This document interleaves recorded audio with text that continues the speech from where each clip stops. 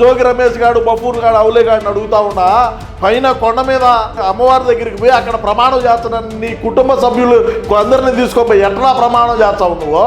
ఎట్ట ప్రమాణం చేస్తావు? దేవుడు ఉన్నాడు రా, అమ్మవారు ఉన్నారు. అందుకే బిడ్డ ఈ రోజు నీ బతుకు, నీ చరిత్ర, నీ కుటుంబ చరిత్ర ఈ రోజు రోడ్డు పడిందిరా. పోరపోకు, తెలుసుకో. ఏమి నీ ఎవడి మతం వాడి గొప్ప, ఈడెవరు ఈడేమి. నమస్కారం ప్రజలరా, గత కొద్ది రోజులుగా మనం చూస్తూ ఉన్నాం. మరి జోగి మేఘన, జోగి రమేష్ గారి కొడుకు ఎవరైతే ఉన్నారో ఆ కొడుకు చేసుకున్నటువంటి ఆమె బయటకు వచ్చి మరి ఏ విధంగా వివిధ మాధ్యమాల్లో వీడియోలు చూసినాం, ఆడియోలు చూసినాం, అన్నీ అయిపోయింది. నిన్నటి రోజున జోగి రమేష్ మరి ప్రెస్ మీట్ పెట్టాడు. ఆ ప్రెస్ మీట్కి మరి వివరణ ఇవ్వాలి కదా. వివరణ ఇవ్వకుండా ఉంటే ఈ అమ్మాయి మేఘన ఏదో తప్పు చేసి అయిపోతుందని చెప్పి ఏమే వచ్చి ఈ రోజున ప్రెస్ మీట్ అయితే పెట్టింది. సరే, మన వీడియో కొద్దిగా పబ్లిక్ చేయడం లేట్ కావచ్చు, కానీ సరే ఖచ్చితంగా వివరణ అయితే ఉంటుంది. మరి ఆమె ఏ విధంగా బాధపడింది, ఏ విధంగా ఆమెను చిత్రహింసలు పెట్టినారు, ఏ విధంగా మత మార్పిళ్ళు చేయాలనుకున్నారు, నేను దీని గురించే మాట్లాడదామని వచ్చిన. ఎందుకంటే మత మార్పిళ్ళు చేసేదానికి ఏ విధంగా అంటే మనకు మన అన్నకు ఇదే విధంగానే ఉంటుంది, ఎవరైనా మన మతంలోకి దించాలని. కానీ వాళ్ళు జోగి రమేష్ గారి భార్య గారు ఏ విధంగా మరి మతంలోకి దించాలనుకున్నారు ఏందనేది ఆమె మాటల్లోనే మనం విని ఖచ్చితంగా వీడియోని విశ్లేషణ చేద్దాం. ఏం చెప్తాందో చెప్పండమ్మా. ఫస్ట్ నేను చెప్పదలుచుకున్న విషయం ఏంటంటే, ఎవరైనా పెళ్లి ఎందుకు చేస్తారండి? హ్యాపీగా ఉండాలి వాళ్ళ అమ్మాయి అబ్బాయి అని చెప్పి పెళ్లి చేస్తారు.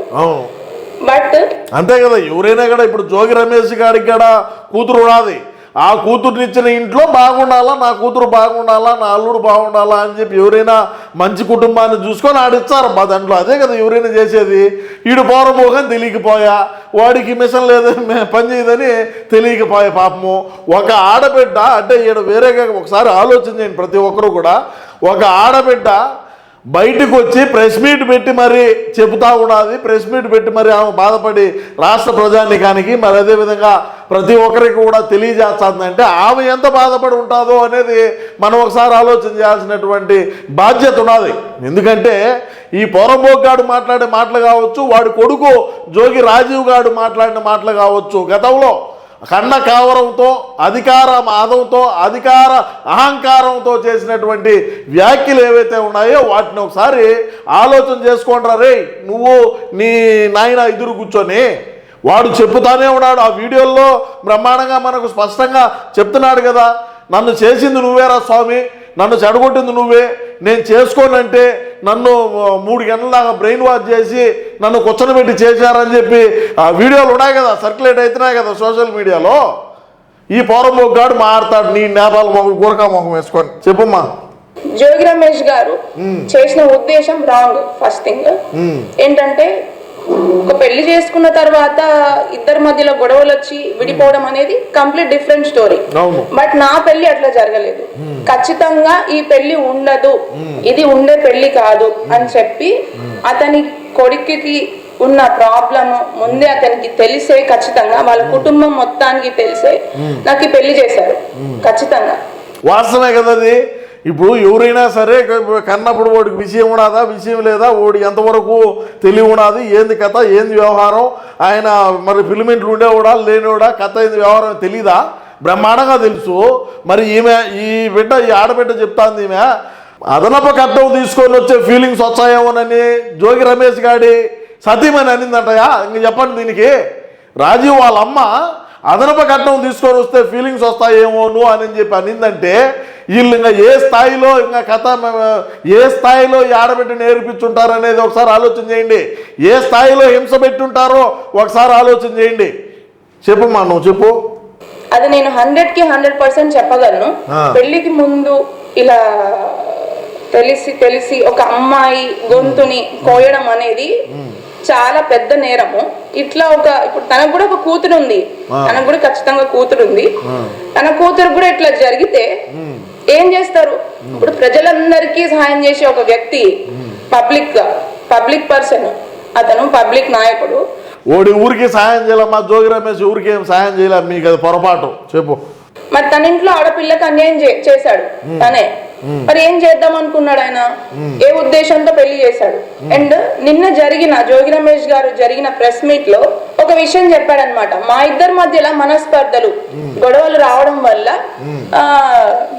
డిస్టర్బెన్సెస్ వచ్చి వాళ్ళు ఏదో విడిపోతున్నారు, బట్ ఇప్పుడు కూడా కలిసి ఉండాలని అనుకుంటున్నాను అంటున్నాడు. అసలు మా ఇద్దరి మధ్యలో ఏం గొడవలు వచ్చాయి, అసలు ప్రాబ్లం ఏంటి, నేను చేసిన తప్పేంటి, అసలు విషయాలను పక్కన పెట్టి పక్కదారి పట్టించడానికి ప్రయత్నించాడు అనమాట. అది క్లియర్ గా మీ అందరికీ అర్థమవుతుంది ఖచ్చితంగా. పెళ్ళైన కొత్తలోనే అండి, మాది May 28, 2025 కి పెళ్ళైతే నెక్స్ట్ ఒక 1 month లోనే ఆషాఢం రావడం జరిగింది. అయితే వెళ్లే ముందే 1 week లోనే నాకు ఫస్ట్ షాక్ రాజీవ్తో తగిలింది. దాని తర్వాత ఇప్పుడు అది వెళ్ళి వాళ్ళకి చెప్పితే అదనపు కట్నము డబ్బులు తీసుకొని వస్తే నువ్వు హ్యాపీగా ఉంటావు, అతనికి ఇంకా మీరు విన్నట్టు నువ్వు అదే అతనికి ఫీలింగ్స్ వస్తాయి అనే. చూడండి బా, ఇంకా ఏ మెట్టు తీసుకోకూడదామో మీరు చెప్పండి, మీరే చెప్పండి. వీడియో చూసేవాళ్ళు మీరు మీ అభిప్రాయాన్ని కామెంట్లో తెలియజేయండి. అదనపు కట్నం తీసుకొని వచ్చితే అతనికి ఫీలింగ్స్ వచ్చాయని చెప్పి వాళ్ళ అత్త చెప్పిందంటే మనం ఏడిపోతున్నాము, ఏడున్నాము, మనం సమాజంలో ఉన్నామా, మనం ఏడన్నా ఉన్నామా, ఏంది కథ ఇది అంటే? సరే ఇంకా చెప్పండి పాప, మా ఆడబిడ్డ బాధ అలా ఇలాంటి బాధాకరమైన విషయాలు మాట్లాడింది. ఒక ఆడదానిగా ఒక తల్లి స్థానంలో ఉండి అర్థం చేసుకుంటే తనకు కూడా ఒక ఆడపిల్ల ఉంది కదా అని అనుకున్నాను. బట్ అది కంప్లీట్ గా ఆపోజిట్ అని చెప్పేసి నాకు పూర్తిగా అర్థం అయిపోయింది. అదే కాకుండా నాకు తగిలిన ఇంకొక షాక్ ఏంటంటే, నాకు పెళ్లికి ముందు వీళ్ళు హిందూస్ అని చెప్పేసి పెళ్లి చేశారు. కానీ పెళ్ళైన వెంటనే నాకు తెలిసిన విషయం ఏంటంటే వీళ్ళు క్రిస్టియన్స్. వాళ్ళు లోపల ఎట్లాంటి హిందువులకి సంబంధించిన పూజలు కానీ హిందూ కార్యక్రమాలు కానీ అంటే బయట పబ్లిక్ లో మరి ఏం చేస్తున్నారు, ఏం పూజలు చేస్తున్నారు, ఎక్కడికి వెళ్తున్నారు అనేది నాకు సంబంధం లేదు. నేను ఇంటి కోడలు, ఇంట్లో ఏమైతే ఫాలో అవుతున్నారో వాటిని నేను పరిగణనలోకి తీసుకుంటాను.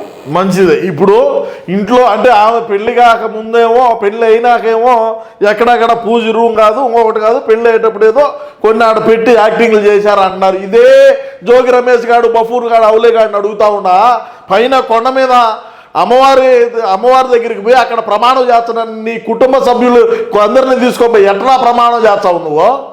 ఎట్ట ప్రమాణం చేస్తావు? ఇంకేమన్నా మాట్లాడితే ఏ భారత రాజ్యాంగంలో రాసి ఉన్నది అక్కడ ప్రమాణం చేయకూడదు, ఇక్కడ బైబిల్ ఇక్కడ అవి కాదు. నీ కుటుంబంలో నీ ఇంట్లో బైబిల్ చదువుతా నువ్వు ఒక క్రైస్తవుడివి, నువ్వు నీ భార్య ఒక క్రైస్తవురాలు, మతం మార్పిడి చేయాలని ఎట్లా చూస్తారు? మీకు ఆడిచ్చింది హక్కు మత మార్పిడి, మీరు మా మతంలోకి రాండి అని ఎవడు చెప్పినాడు? మీకు ఎట్టొచ్చింది హక్కు? మీరు ఎట్లా పోతారు? కనకదుర్గమ్మ గుడికి పోయి ఆడ ప్రమాణం చేసినావే అంటే అంటే అంటే నీ ఇష్టమా? దేవుడు ఉన్నాడు రా, అమ్మవారు ఉన్నారు, అందుకే బిడ్డ ఈరోజు నీ బతుకు, నీ చరిత్ర, నీ కుటుంబ చరిత్ర ఈరోజు రోడ్డు పడిందిరా, పోరపోకు, తెలుసుకో. ఏమి నీ ఎవడి మతం వాడి గొప్ప, ఈడేమి మా హిందువుల యొక్క మనోభావాలు దెబ్బతిన్నాయి? ఖచ్చితంగా దెబ్బతిన్నవా? నువ్వు ఒక క్రైస్తవుడిగా ఉండి నువ్వు కొండ మీదకి పోయి ప్రమాణం చేయటం ఏంటది? ప్రమాణం చేయటం ఎట్లయితుంది ఏంటా? నేను ఎవడి మతం వాడికి గొప్ప, బ్రహ్మాండంగా పూజించుకోవచ్చు, ఎవరు కూడా వద్దనరు, బ్రహ్మాండంగా చర్చిలకు పోవచ్చు, ఎవరు వద్దనరు. మరి ఈ మతలం ఏంటిది అంటే బయట సమాజానికి నేను హిందువునని తెలుపుకోవడమా? అంటే అమ్మవా అంటే హిందూ దేవదేవుళ్ళు అంటే నీకేమి దేవతామూర్తులు అన్నా కూడా భయం లేదా? నువ్వు ఒక చర్చి, నువ్వు బైబిల్ చదువుకుంటా కొండ మీదకి పోయి ప్రమాణం చేస్తాడు రైడు. అందుకే ఈరోజు అమ్మవారు చూసినారు, పైన ఉన్న కొండ మీద ఉన్న అమ్మవారు చూసి ఈరోజు నీ బతుకు, నీ చరిత్ర రోడ్డును పడిందిరా, పోరబోకు, తెలుసుకో. మరి పెళ్ళి అయ్యేటప్పుడు హిందువు అని ఎట్ట చెప్పినావు? ఆ రోజు మీ కొంపల్లో మా దేవతామూర్తుల ఫోటోలు ఎందుకు పెట్టుకున్నారు? ఆ నటన ఎందుకు? ఆ డ్రామాలు ఎందుకు? కట్నాలు దొబ్బుదామనే? కట్నాలు దొబ్బి కోట్ల రూపాయలు వెనకేసుకుందామనే? ఈడి కరెంట్ లేనోడికి, ఈడి పిలిమిట్లు కాలిపోయినోడికి, ఈడి బుల్లెట్ లేనోడికి డాక్టర్ దగ్గరికి పోయి సావచ్చు కదా? ఎందుకు ఒక ఆడబిడ్డ జీవితాన్ని నాశనం చేయాలా? నీలాంటి వాడికి ఊరికే ఆమె గొంతు కోసారు కదరా. ఎందుకంట సమాజంలో ఎందుకు? మళ్ళా ఈడు పెద్ద పోటుగాడని అమెరికా నుంచి వచ్చేటప్పుడు ఎయిర్పోర్ట్ నుంచి కొంపదాకా పెద్ద ర్యాలీ పెట్టారు. ఏ విరగదీసి వచ్చి ఈ దేశానికి ఏమి ఉద్ధరించినాడేనో, కరెంట్ లేనాడని తెలీదు? చెప్పండి. అక్కడికి వెళ్ళిన వెంటనే వాళ్ళ ఇంట్లో ఒక పూజ గది లేదు. బట్ మేము పెళ్లి చూపులకు వచ్చే ముందు అక్కడ మాకు తగ్గట్టుగా అన్ని ఫోటోలు అరేంజ్ చేసి మమ్మల్ని మోసం చేసి మమ్మల్ని పెళ్లి వరకు తీసుకొచ్చి పెళ్లి చేశారు. అది అది ఇప్పుడు అబ్బాయితో ఒకటి ఆ రోజుల్లో ఎందుకు పెట్టాలి ఫోటోలో క్రిస్టియన్స్ అని చెప్పేసి తెలియకుండానే పెళ్లి చేసి, నేను క్రిస్టియానిటీ ఫాలో అవటం అనేది నేను తప్పుగా పరిగణించట్లేదండి. ఎవరి దేవుని వాళ్ళు రెస్పెక్ట్ చేస్తారు.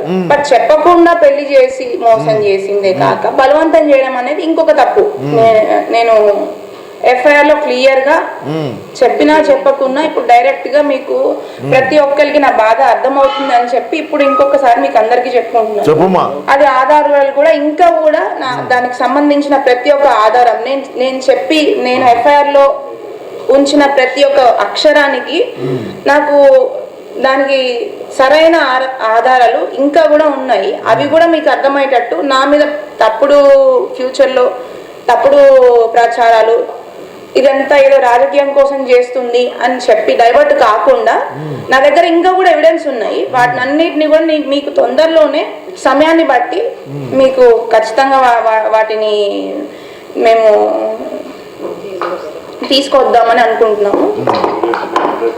అండ్ ఇది ఫస్ట్ అయితే. సెకండ్ వాళ్ళదైతే ఇంకొకటి వచ్చి అసలు ఉన్న ప్రాబ్లమ్స్ ని పక్కన పెట్టేసి ఆమె శకుంతల గారు, ఆమె శకుంతలానో ఏ కుంతలానో అర్థం కావడం లేదు. చెప్పమ్మా.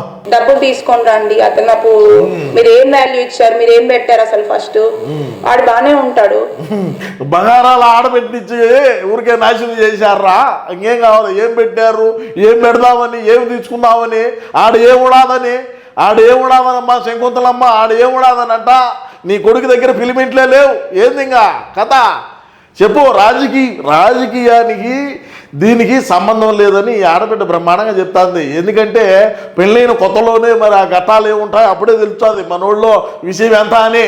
ఆ రోజే బయటకు వచ్చి మాట్లాడితే వాడు మినిస్టర్గా ఉన్నాడు కదా, రాజకీయంగా కొంగదీయాలనో ఇంకొక రకంగా చేయాలని. అంటే ఇది పూర్తిగా రాజకీయ కోణం కాదు. నేను ఈ వీడియో ఎందుకు చేస్తున్నానంటే కేవలం ఈమె ఒక హిందువు కాబట్టి ఆమె హిందూ దేవతామూర్తుల్ని మాట్లాడడం అంటే ఇంకొక రకంగా మాట్లాడిందని చెప్తాము, విందాము. అవన్నీ కూడా ఉన్నాయి. అందుకోసమే నేను ఈ వీడియోని రాష్ట్ర ప్రజానికానికి తెలియజేస్తున్నా. ఒక హిందువుగా మీరు ఫస్ట్ అసలు ఏం వాల్యూ ఇచ్చారు అది తీసుకొని రండి అని చెప్పేసి అన్ని రకాలుగా. అండ్ నేను ప్రతి ఒక్క రోజు అక్కడ ఆవిడ బైబిల్ చదువుతున్నా నేను వాటిని అన్నిటినీ నేను ప్రతి ఒక్క దాన్ని నేను రెస్పెక్ట్ చేస్తాను ఖచ్చితంగా. బట్ నన్ను బలవంతం చేయడం అనేది ఖచ్చితంగా 100కి 100% తప్పు. అండ్ మా దేవుళ్ళని ఇప్పుడు నేను వాళ్ళని బతులాడుకోగా నాకు ఒక 3rd floor లో పూజ గది పెట్టారు. దాంట్లో కనీసం నేను అగరబత్తులు వెలిగించి గంట కొట్టాలన్నా కూడా చాలా భయపడేదాన్ని. ఎందుకంటే ఆమె ఆ టైంలో చేసిన నాకు ఆ వ్యాఖ్యల వల్ల ఫస్ట్ నాకు పూజ చేయాలన్నా కూడా దాంట్లో భయమేది. ఎందుకంటే ఆమె ఎట్లాంటి వ్యాఖ్యలు చేసిందంటే అసలు మీ దేవుళ్ళు కూడా దేవుళ్ళేనా, అసలు ఇద్దరు అంటే నాకు శివుడు అంటే చాలా ఇష్టం అనమాట. ఎప్పటి నుంచో చిన్నప్పటి నుంచి నేను అక్కడ కూడా వెళ్ళిన తర్వాత ఆ దేవుడినే పూజించుకున్నాను.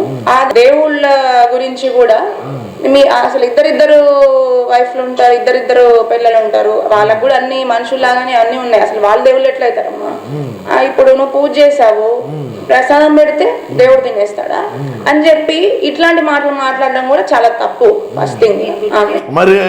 మరి క్రైస్తవ మతంలో ఉండే వాళ్ళు చాలా రకాలుగా చేశారు. అవన్నీ నేను మాట్లాడినాయంటే బాగుండదు. మరి నాకు కూడా మాట్లాడాలనే ఉండాలి. అంటే క్రైస్తవ మతంలో ఉండేటువంటి వ్యక్తులు ఎన్నెన్ని పెళ్ళిళ్ళు చేసుకున్నారు, మరి ఆ కథలు ఏంది, ఆ వ్యవహారాలు ఏంది, నీళ్ళు చల్లుకోవటం ఏంది, ఆ నూనె ఇంకా ఉన్నాయి ఎన్నెన్నో రకరకాలుగా మనం మాట్లాడినామంటే మరి ఆ శకుంతలమ్మ మరి ఆ శవంలోంచి రక్తాలు కూడా రావచ్చు. అంటే ఇదేమి ఇది చేయడానికి కాదు కదా మనము. అందుకోసమే మనం అందరితో ఆపుదాం. అందరితో నేను కూడా సరిగ్గా ఉన్నా. మరి ఇంకా మాట్లాడితే ఎంత దూరమైనా పోతుంది. ఇంకా మనం ఒక రకంగా వీడియోలు చేయాల్సి వస్తుంది మళ్ళా. సరే ఎందుకులేమ్మా చెప్పు. ఇంకా నువ్వు హిందువు మీ దేవుడు నమ్ముకున్నావు కాబట్టి నీకు ఇట్లా అయిందేమో, మా దాంట్లోకి వచ్చేసే అని చెప్పి ఇట్లాంటి మాటలు మాట్లాడేదనమాట. మరి మీ దేవుడు నమ్ముకున్న దానికి నీకు ఇట్లా అయిందేమో అని చెప్పి నువ్వు చెప్తున్నావు కదమ్మా శకుంతలమ్మ. మరి నీ కొడుక్కి బాగైందా? మరి నీ కొడుక్కి కూడా దేవుడిని ఆయన ప్రార్థన చేస్తాడు కదా, ఆయన కూడా క్రైస్తవ మతానికి సంబంధించినోడే కదా, నువ్వు కూర్చొని రోజు దేవుడిని మొక్కుతావు కదా, ఆ మొక్కినప్పుడు నీ కొడుక్కి ఏమన్నా కదలికలు రాకూడదా అని రాష్ట్రంలో ఉండేటువంటి ప్రజానీకం కూడా అనుకుంటారు. ఇటీవల మనం చూసినాం చాలా వీడియోల్లో, గ్యాస్ అయిపోతే గ్యాస్ వచ్చిందని, ఫోన్ రీఛార్జ్ అయిపోతే అయిందని, డబ్బు లేకుంటే డబ్బు వచ్చిందని, ఇంకా రకరకాలుగా మనం వినున్నాం. మరి అట్నే నీ కొడుకు ఇక్కడ ఏమన్నా కదలికలు వచ్చుంటే బాగుండేమో అనేది రాష్ట్రంలో ఉండేటువంటి ప్రజానికం యొక్క అభిప్రాయాన్ని సీమరాజా చెప్తున్నాడని కూడా ఈ సందర్భంగా తెలియజేస్తున్నా. చెప్పు. నేను ఎప్పుడు కూడా వాళ్ళ దేవుళ్ళని అయితే నేను తప్పు పట్టలేదు. ఎవరు తప్పట్రు, ఎవరి దేవుడు వాళ్ళకి ఎవరు తప్పు పట్టరమ్మా. ఎవరు దేవుడు వాళ్ళకి గొప్ప, ఎవరు మతం వాళ్ళకి గొప్ప, ఎవరు కులం వాళ్ళకి గొప్ప, ఈడ ఎవరు తప్పు పట్టేదానికి లేదు. ఎవరు పూజలు చేసుకుంటారు, ఎవరు ప్రార్థనలు చేసుకుంటారు, ఎవరు కూడా ఈడ తప్పు పట్టడంలే. కానీ నువ్వు మా మతంలోకి రా, నువ్వు రా, నీకు వచ్చితే బాగుంటుంది, నువ్వు హిందువు అయ్యి నీకు ఈ విధంగా ఉన్నదేమోనంటే వాడు క్రైస్తవుడే కదా, వాళ్ళు ఏమన్నా కదలికలు రావచ్చు కదా అని నేను అంటాను. వేరేగా ఏం అనలేదు. ఎవరి దేవుళ్ళు వాళ్ళకే గొప్ప. నేను మీ దేవుడిని రెస్పెక్ట్ చేస్తాను, మీరు మా దేవుడిని కూడా అంతే రెస్పెక్ట్ చేయాలని చెప్పి నేను అనుకునేదాన్ని.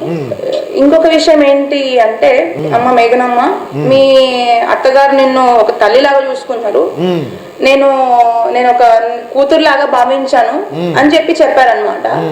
మరి తల్లిలాగా నాకు గోరుముద్దలు తినిపించి ఉంటే ఈ రోజు నాకు ఈ స్థితి ఎందుకు వచ్చేది? ఆమె తినిపించింది నాకు గోరుముద్దల్లాగా లేవు, విషపు ముద్దలు. పెళ్లికి ముందే అతని కొడుకు ప్రాబ్లం ఏంటో తెలిసి పెళ్లి తర్వాత చాలా ప్లాన్డ్ గా దీన్ని ప్లాన్ చేసి నన్ను అన్ని రకాలుగా ఇబ్బంది పెట్టి దీన్ని క్లోజ్ చేద్దామనే ఉద్దేశం వాళ్ళకి ఫస్ట్ నుంచే ఉంది. అది కథ. ఇప్పుడు ఏంటంటే విషయం, ఇప్పుడు జోగి రమేష్ మరి కుటుంబ సభ్యులకు తెలుసు మనోడికి పెళ్లిమెంట్లు ఉన్నాయా లేవా అనేది పాయింట్ నెంబర్ 1. పాయింట్ నెంబర్ 2 ఏంటంటే, గోరు ముద్దలు కాదు విషపు ముద్దలకి నేను ఆమె పెట్టింది అని చెప్పి చెప్తాను ఈమె. అంటే ఎందుకంటే ఆ కుటుంబంలో మరి ఉన్నారు, తెలుసుకున్నారు, మరి కాపురం చేశారు కాబట్టి, అంటే కాపురం అంటే మనోడి దగ్గర ఇది లేదు కాబట్టి అది సరే, ఇన్ని ఎందుకులే, ఇన్ని వదిలే. కానీ నేను ఇక్కడ ఒకటే మాట్లాడుతున్నా, జోగి రమేష్ గారి సతీమణి శకుంతలమ్మ గారు, మీరు చేసిన ప్రార్థన వల్ల మీ కొడుకుకి దేనికి కదలికలు రాలేదనే దానిపైన మీరేమైనా సరే ఉంటే మాట్లాడండి. ఎందుకంటే మీరు హిందూ దేవుళ్ళను, హిందూ దేవదేవాలను మీరు కొలుచున్నారు కాబట్టి నీ జీవితం ఎట్టయింది అని ఈ మేఘనా గారిని అన్నారు కాబట్టి నేను ఈ వ్యాఖ్యలు చేస్తున్నానని కూడా నేను ఈ సందర్భంగా తెలియజేస్తున్నా. మీరు మీ ప్రార్థనతో మీ కొడుకుకి దేనికి కదలికలు రాలేదో చెప్పండి. ఎందుకంటే మరి మీరు చేసిన వ్యాఖ్యలు అట్నే ఉన్నాయి కాబట్టి అదే రీతిలో నేను కూడా ఒక హిందువుగా, మరి జగనన్నను అభిమానించే వ్యక్తిగా, అంటే అందరం ఒకటే పార్టీ అయినా మరి ఇక్కడ నువ్వు మతాలు తీసుకువచ్చి మాట్లాడినావు కాబట్టి నేను దాని మీదనే స్పందించినానని కూడా నేను ఈ సందర్భంగా తెలియజేసుకుంటూ, ఏది ఏమైనప్పటికీ రాష్ట్ర ప్రజలారా, మరి మేఘనా గారికి జరిగిన అన్యాయం ఏదైతే ఉన్నదో మరొక ఆడబిడ్డకు జరగకూడదు. మేఘనా గారికి న్యాయం జరగాలని మనం మనస్ఫూర్తిగా కోరుకుంటూ నమస్కారం.